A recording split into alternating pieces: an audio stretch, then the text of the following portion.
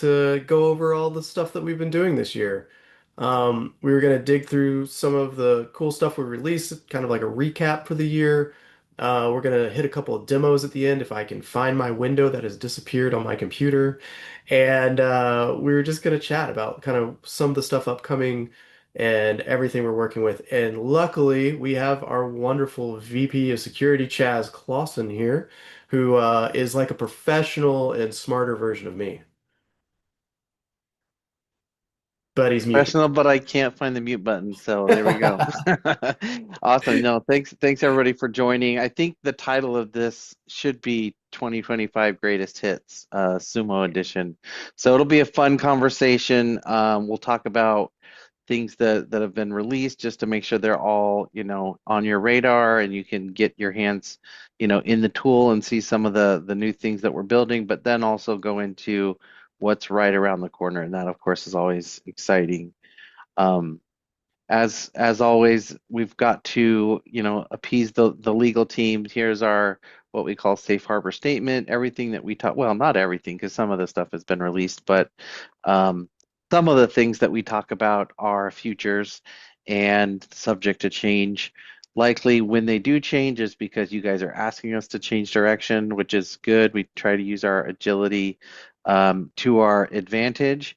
But yeah, keep that feedback coming. As always, as well, you have my contact information, David's contact information. If you ever need, personalized roadmap sessions or just questions, don't hesitate to just ping us. We're always available.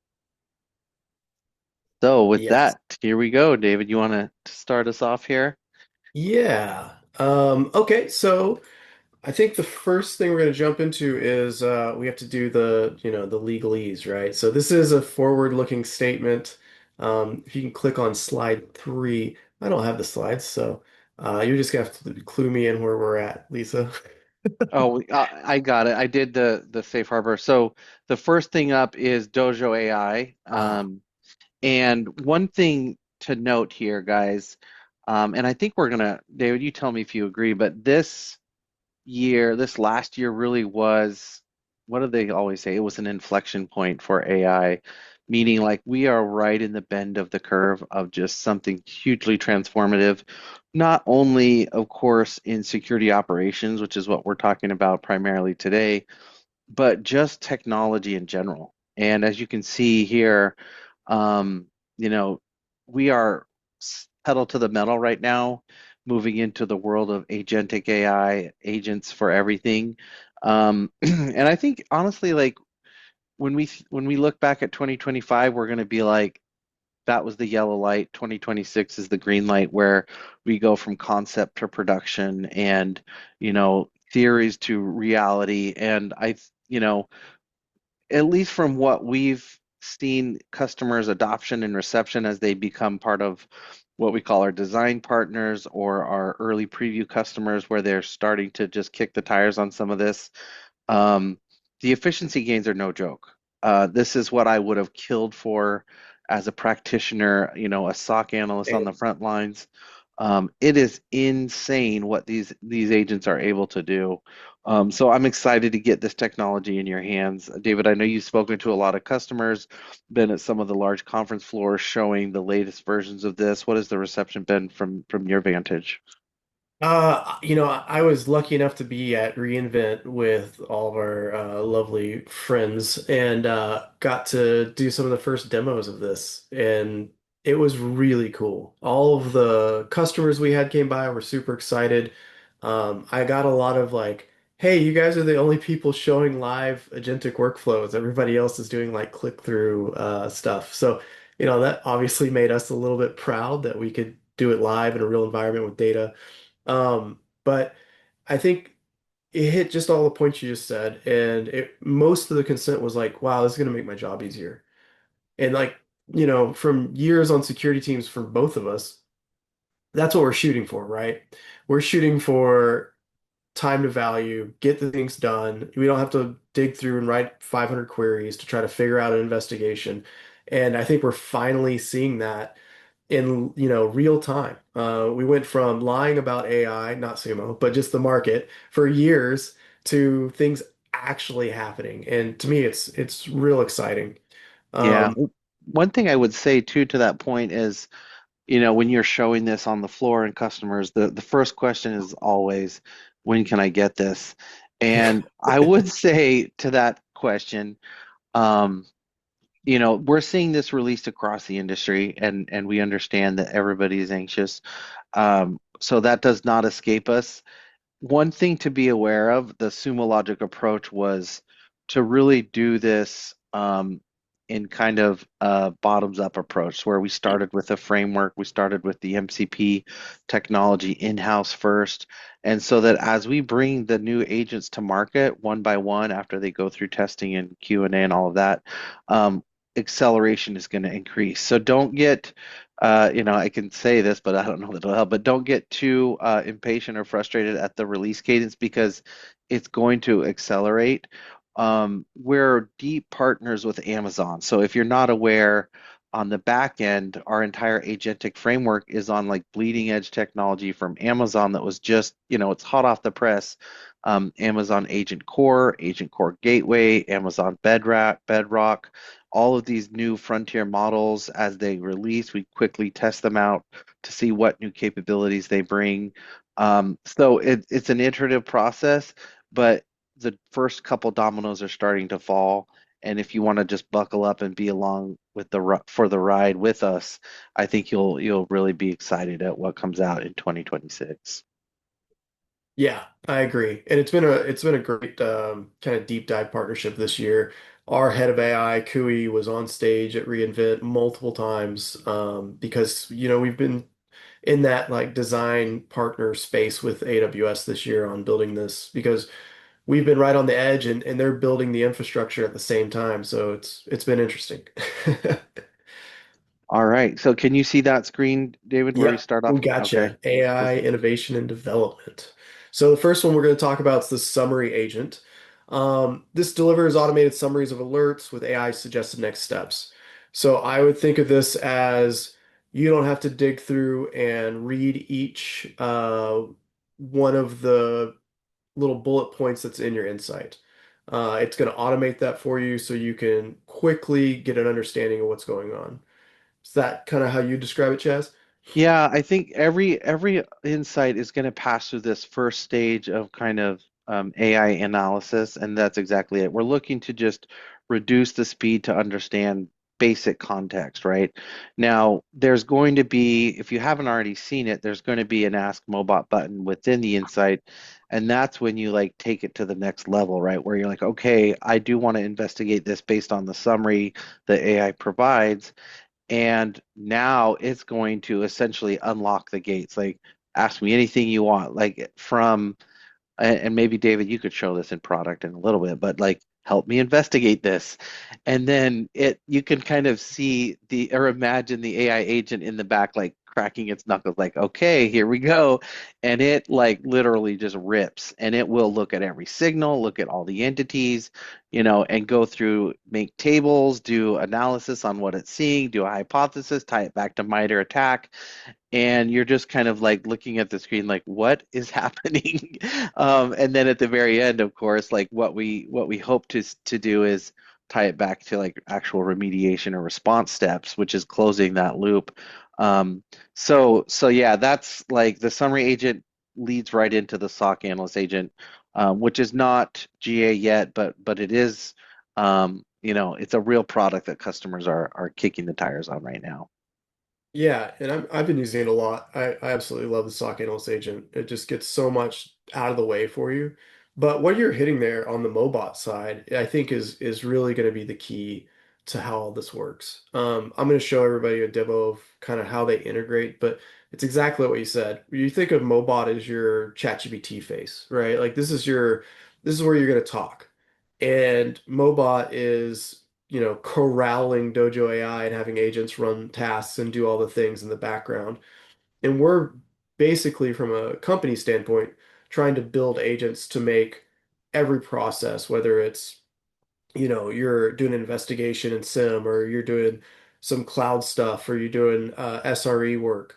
We're trying to basically build agents to make all that easier. And then you're going to have one space to run those kind of queries. And it should be intuitive because everybody's starting to use, LLMs and agents in their all their other tools. So we're trying to make it as user friendly as possible. Yeah, I'm only gonna say this geeky thing because I just saw Lord of the Rings in theater, the unedited version.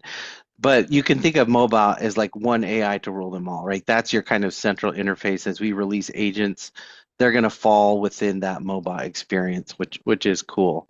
Um, Query Agent, we're on version 2 of this. If you're familiar with, we had a little bumpy start with our first co-pilot, and it's cool technology, don't get me wrong. It was a little bit brittle, it was a little bit limited.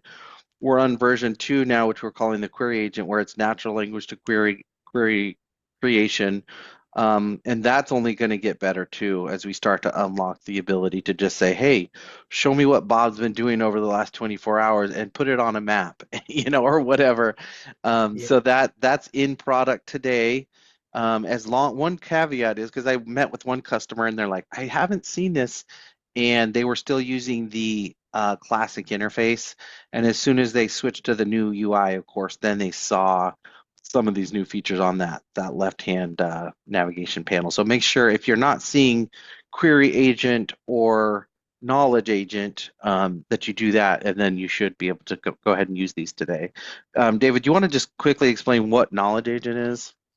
Yeah, so think of Knowledge Agent as the semantic search for everything Sumo. So let's say you're having to hook something up you never hooked up before, maybe OTel. You never hooked up an OTel collector. Knowledge Agent will walk you through it step by step. So basically, it's going to be AI automated docs, but on a deeper level. We want to be able to have all these working together. So if you think about it in the future, these kind of things are going to be able to give suggestions as well as directions. And I think that's kind of the important part when you start thinking about how these are kind of digging in together. They're really useful right now, but if you think about how everything will mesh in the future as it's working like in the Dojo AI universe, we get into a much more intuitive path forward that's instead of like, hey, how do I do this? It's more of, hey, have you thought about doing this? Oh, let Yeah. me automate that for you. That's kind of where we want to go with all this. And I love Knowledge Agent because I'm the guy who works in product and always forgets how to do things because too many concussions. And this makes me not have to search Google through our docs and do all that kind of stuff. So, The best analogy I can think for this is for those of you that are as old as some of us, you remember having like having a giant like map in your car, the book, and you're like coordinates, page 5. Okay, now let me draw. Like how many are the rising generation has no idea what they don't even know what a map book looks like. Why? Because technology has come in over the top and now it's all automated. It's in your phone, you can just type in an address and it routes it. You're not even using MapQuest and printing it out anymore. So translate this to like all technology. The days of like digging through documentation are numbered. Right now you go to help.sumologic.com and you're like, how do I do this thing? Okay, now it says, and you're like back and forth. Um, before you know it, maybe by the end of 2026, there are no manuals anymore. There are just agents for everything. And I'm like, hey, I need to do this thing. First phase will be it will tell you how to do it. Second phase, it will be like 1 moment, done. And so the knowledge agent is like the gateway into this new world of all information is behind a smart agent and you can just like ask it questions. So you need to know how to do something in Sumo before you even look at our documentation. I would start with the knowledge agent. It also like will link you back to like, hey, I need to know how to bring in GCP logs. Well, it will tell you how to do it in Sumo, and then it'll link you to the official Google page. And even though that's not in our docs, it's like, oh, that is exactly what I was looking for. So it's pretty crazy that we're seeing the pace of change here happening. I Hey, love the. Chaz and Oh, David, before you move on, there's a hand raised. I'm going to allow Tony to ask a question. Oh, awesome. let's go, Tony. All right, Tony, you're Yeah, up. unmute. Maybe he You was gotta just unmute. saying hi and didn't He could be saying hi. Yeah. virtual high five. No, Tony, if If you can come off mute, we'll field your question, or maybe even type it in chat too. Is it in chat, by the way? Maybe he put it in there. No, he didn't put it in chat. Okay. it might have been a misclick. Oh, accidental raise. All right. No worries, Oh, you're all Tony. good, Tony. We're here for you. I'm going. You Um, should have just said virtual high five. That's Virtual high five. That's the way to go. I do love the MapQuest analogy because I have an old atlas that I've driven across the country with, and I can't wait to show my kids that one day when they're doing, using Knowledge Agent for everything and docs don't exist. I'm like, this is how we used to drive across the country and show them this giant atlas. no. I was see. You're living the high life. I was too cheap. I would just pull into gas stations every like 10 miles and like go for the freebie. Look at their map. Okay, I'm not gonna buy the map. I'm gonna go to the next gas station. And now we So have Knowledge Agent to ask gas station attendants how to get to the next spot and get wrong directions. So it's a better one. The next one I'm really excited about. So this is our MCP server. If you have actually looked at any of my white papers or blogs, I'm an MCP nerd. I've been basically beating MCP up since it came out, and I use it all the time. I love it. Yeah, this is a nice convo. Sorry, everyone who's not in their late 40s. But MCP server was such a hit at reInvent. I'm going to show a little bit today of it, but I want you guys to start thinking about MCP and how this is going to change things. There's always been the arguments about how you should be getting information from, different places, Snowflake and Databricks and all these kind of things. Well, all those arguments are kind of out the window now. Now we're going to be able to work in the spaces we want with the information we want and instantly have it from agents. Um, Me personally, I was showing this at reInvent through an IDE. Today, I'm just going to show it through Slack. But think about, I don't know if you're a security guy and you're working in Terraform a lot, or you're working doing detection engineering rules and GitHub and that kind of stuff, and you're working in IDE. You don't have to jump out of your IDE for anything Sumo. If you're a site reliability engineer and you're trying to look at errors and stuff like that, you don't have to jump out anymore. You can be in your IDE and have your cursor or your Claude agent pulling all the information from Sumo and giving you fixes and writing you PRs and all that kind of stuff. And to me, this is like super exciting because I build a lot of code agentically. And I think this is going to be one of the coolest things that comes out. And I know it's becoming kind of standard across all the big SaaS companies right now, but this was a huge hit and something that I just fell in love with. Chaz, what are your thoughts? yeah, I mean, this is like you said. This is the way that, I mean, it's in the world of technology. The most important word in my mind, maybe not the most, but one of the most is abstraction. And if you trace it from, your coding in machine language and then you abstract it up, and then you abstract it up, and then you abstract it up, and you abstract it up. And now we're in like now you just talk to it and you vibe code it and the MCP server is like one to every all of the agents, which are themselves abstracting up, technology. So now we can just, interface with an MCP server that knows all the things, and it has a good Rolodex of all of the cool people and back, and it gives you what you want, right? So as we build, the world is building this kind of AI mesh, interconnected mesh. MCP is going to be kind of those points of connectivity. And so Sumo will be right there, especially because, we're one of the most scalable um, data lakes on the planet. And as we continue to be that system of record or that security data lake, now all of a sudden we have an MCP that you can just jack whatever tool into you want. It's going to open up a lot of value from that data that, of course, you paid us to collect. So we want to make sure we're giving that value and that intelligence back to you. Yeah. So And more importantly than that, you'll be able to order like DoorDash from your IDE.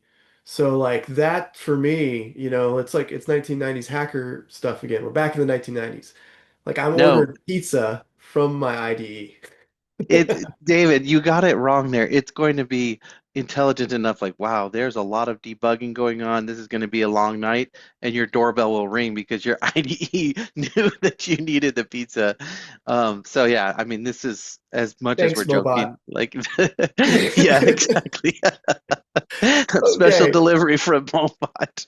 So this is Okay, all of our awesome stuff coming out. We've already have this stuff, in beta or live. We're playing with it. We're living in the future. But like, let's go over some of the highlights, our functional and usability updates for the year. awesome. So historical baselining was a big one, although it doesn't have like the bells and the fanfare of AI. This was a big ask for customers. Um, you know what's interesting? I don't want to get too in the weeds here, but um, if if you hear predictions about like AI taking over like the detection engineering space, I would say be cautious with that because honestly, detections, which are discrete, what's the word? Like programmatic logic of, hey, if this happens, create this alert. Those are never going away. And those are perfect data points to feed into an AI. And so why mess with something that actually works quite well? So that's why we're bullish on Sumo Logic. We have, 6 different types of rules or what we call rule primitives and those are going to continue to accelerate because they are the input for the AI. As it's doing the summarization, it's going to look at all of these signals, and those signals are, maybe they were created by AI, but they're still under the hood, just a rule, a real-time correlation engine. Um, but one thing that customers were asking for is I can define like, hey, I want to be notified if this thing has never happened before, but it was like I'm going to create my rule logic and I'm going to hit go, and then it takes 2 weeks for the baseline to be created. Like, here's where all of the users log in from, and if I see any strange locations, or here are all the binaries that they interact with, or the services that they touch, or whatever. But waiting for 2 weeks for those to start alerting, like, hey, Bob has never done this before, and Mary's never logged in from this country before. It's a little bit painful. Now, when you click save on the new UBA style rules, like first scene, for example, the first scene rules actually chew through 2 weeks of old data and it builds those baselines so that starting day one, you get notifications like, hey, Mary's never logged into this location before. Um, and I know that because I just crunched through the last 2 weeks of login events.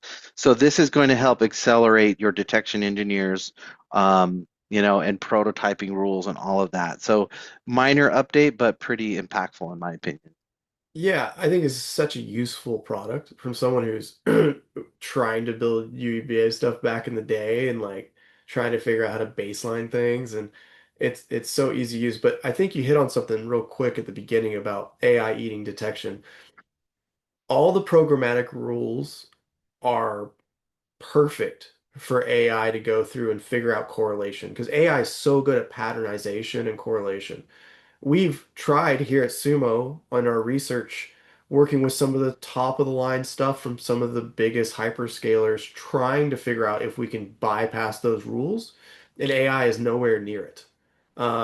We've run all kinds of signals and other kind of like interesting things just through AI, and it still needs a solid foundation, which obviously is good because we don't have to change some stuff.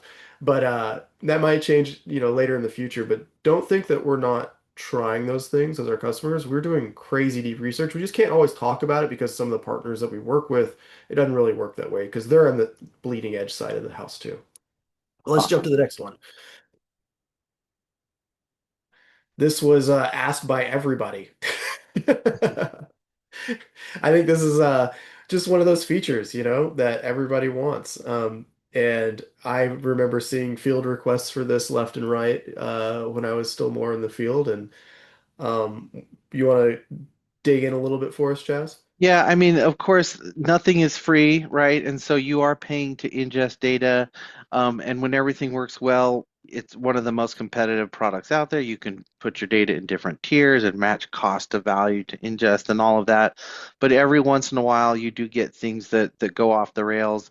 And so having the ability to have ingestion throttling just makes sense. Being able to do that at the granular level, be able to track, your different accounts credit burn rate makes a lot of sense. So we're just trying to, give you the tools that you need in order to, just do good housekeeping, I would say. Yeah.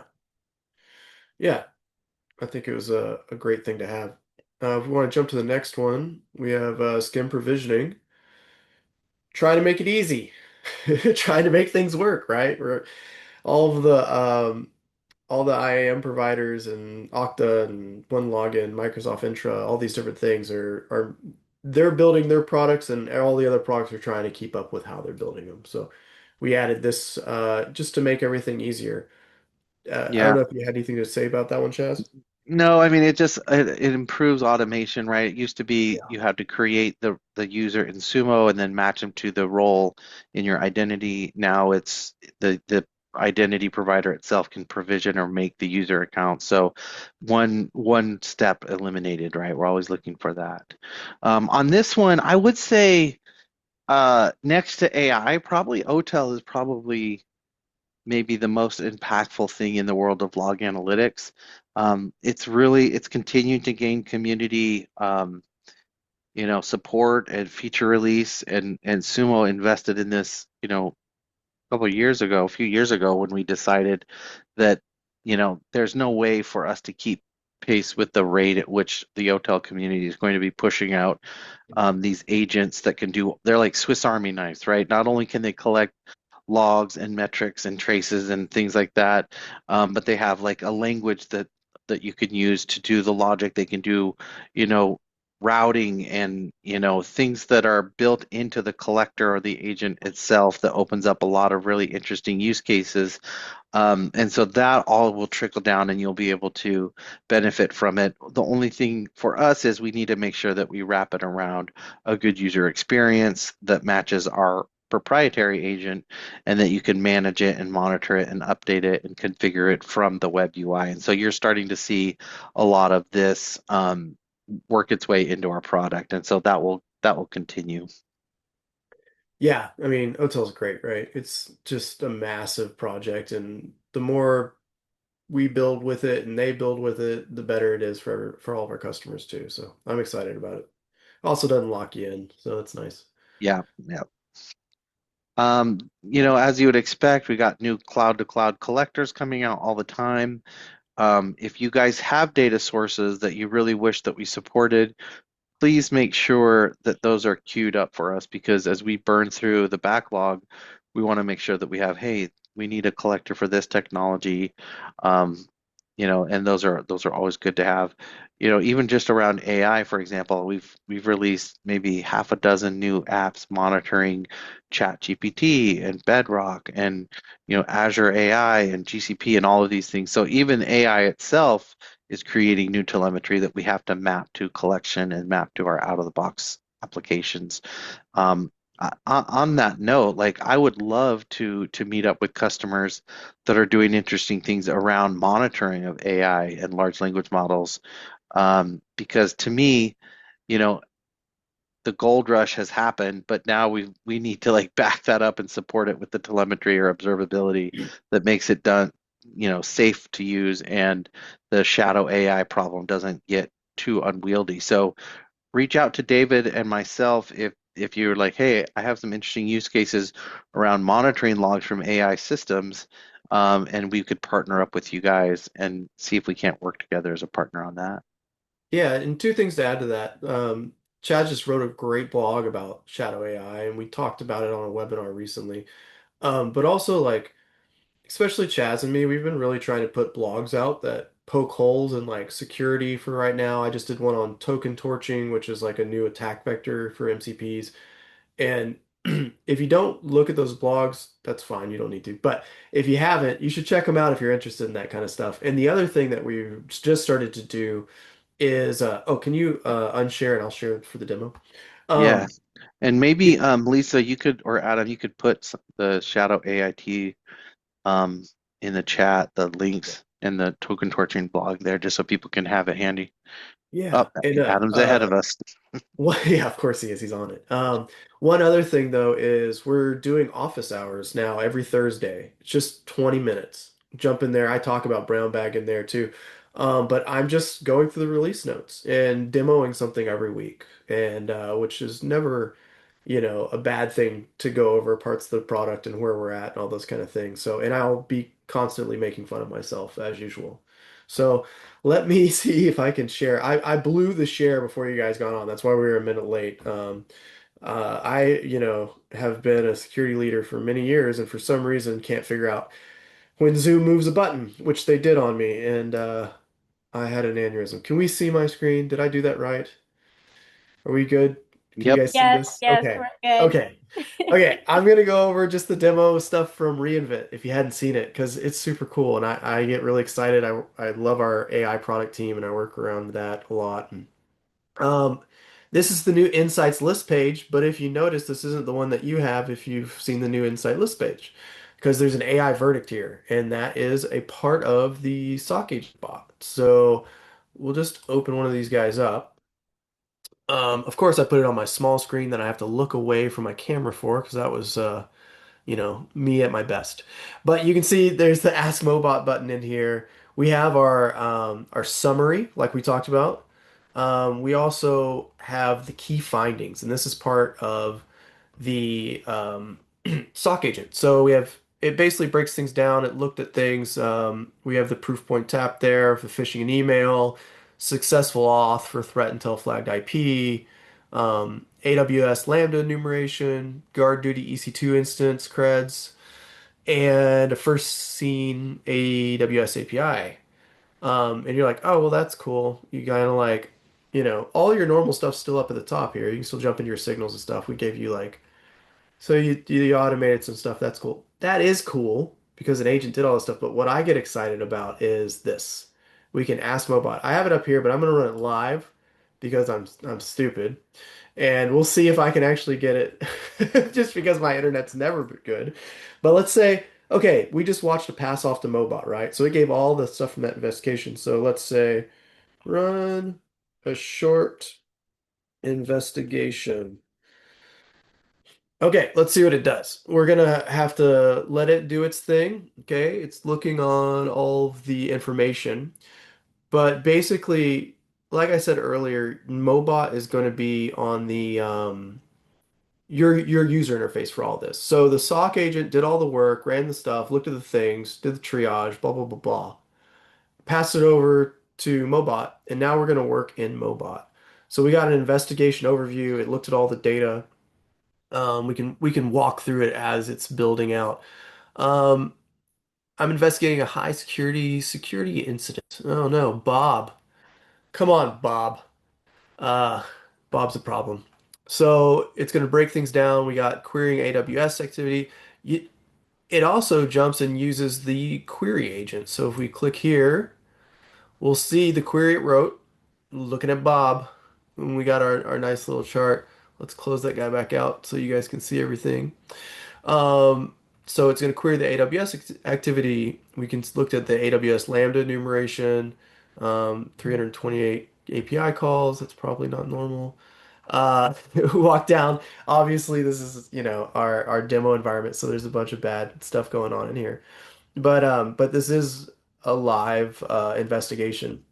S3 data, put all that kind of stuff. We got our source IPs, and the query for each one of these is right here. So this is again working in one space using multiple agents, right?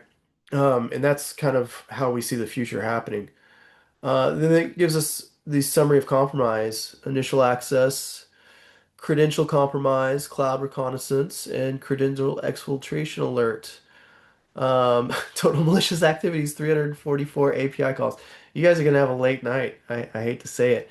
But it is confirmed malicious after its investigation. So you're like, okay, well that's cool, but you could just do that. Well, this is one of my favorite ones, and so let's do run This a is where post. the order pizza button would show up right now, by the Yeah. way, that automation. So run a postmortem using 5 whys. Let's see if we can figure this one out. I don't know if you guys do your postmortems like that. I used to do 5 whys.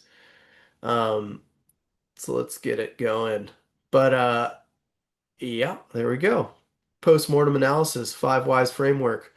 Um, And if you have your own framework, I'm sure it can figure it out. It's smarter than me. So, why was the user compromised? Why did the phishing email reach the inbox? Answer: proof what tap detected the email as a threat. Action taken, message delivered rather than blocked or quarantined. So now you're going to see loopholes through your postmortem. You're going to have an understanding of what you need to go fix, how to prevent it for next time. Who knows? You might get some detection rules out of this. You might get that nice feedback loop. But then there's why number four, why did the user click phishing link? Other credentials, why five? No detection prevention. Root cause summary, which is always nice. Critical gaps identified, and then recommended immediate actions. And I love that it's doing this kind of stuff. And then it gives you a lesson learned. I feel that's a little rude, but I mean, it's fine. We'll just take it. Thanks, Mobot. And then you can also ask for executive summary, those kind of things. So this is what I was showing at reInvent. I'm absolutely in love with this because I've seen a lot of AI that doesn't work. And we're using this constantly in Sumo. We have beta customers using this every day right now. And to me, it's just really exciting.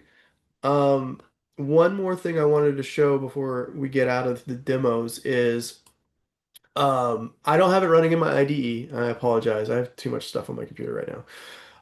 But I do have our MCP server running in Slack. And right before this, because the running through Slack, I don't know why, it's a little slower. I can't really just jump into it live. But through my IDE, it's really fast.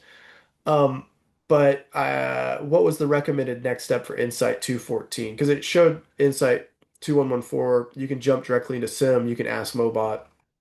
Um, and I love that it gives you the answers in thread, like good Slack behavior. I'm appreciative. But if we jump over here, it gives you the executive summary, critical status, all those things that you're looking in. So basically, everything you want to do from Slack if you're not an IDE user. I also set one up for SRE alerts. So maybe you're doing site reliability. Adam was in here playing with it looks like. And it'll deep dive into the latest alert and you can just keep going with any MCP tools. And you can ask it like, what MCP tools do I have available for me? Blah, blah, blah. Like basic MCP protocol stuff.